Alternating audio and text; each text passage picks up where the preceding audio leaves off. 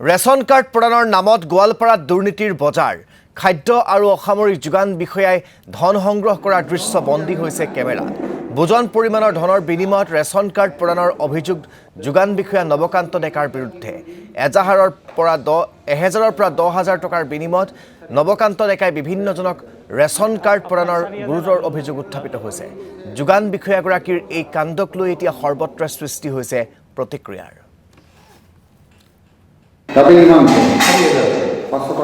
আমি আপোনালোকক এয়া দেখুৱাইছোঁ টকাৰ বিনিময়ত ৰেচন কাৰ্ড যোগান ধৰাৰ সেই দৃশ্য কিদৰে হোটেলত বহি এইদৰে হোটেলৰ টেবুলত টকাৰ লেনদেন কৰি তাত ৰেচন কাৰ্ড প্ৰদান কৰিছিল এইগৰাকী বিষয়াই সেয়া আপোনালোকে দৃশ্য দেখিয়ে অনুমান কৰিব পাৰিছে আপোনাক 4,000 আৰু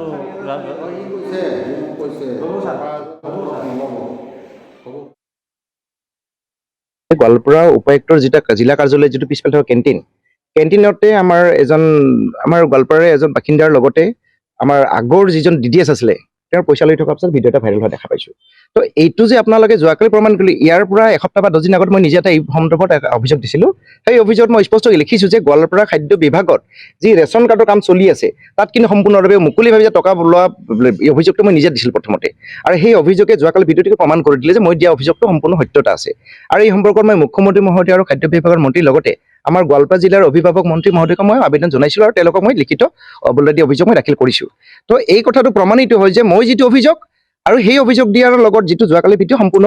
সমিল মিল আছে আৰু আপোনাৰ একেবাৰে সম্পূৰ্ণ সত্য